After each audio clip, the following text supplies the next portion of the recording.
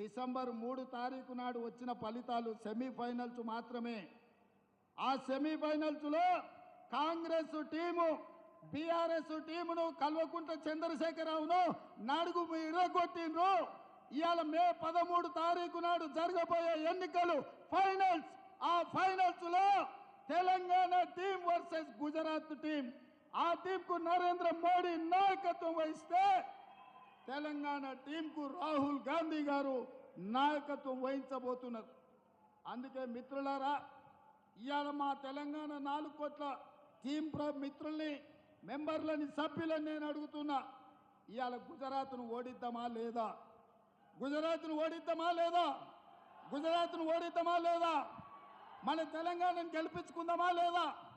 ఫైనల్స్లో మనం గెలిచి ఛాంపియన్షిప్ మనం గుంజుకుందామా లేదా? మరి ఫైనల్స్లో మనం గెలవాలి అంటే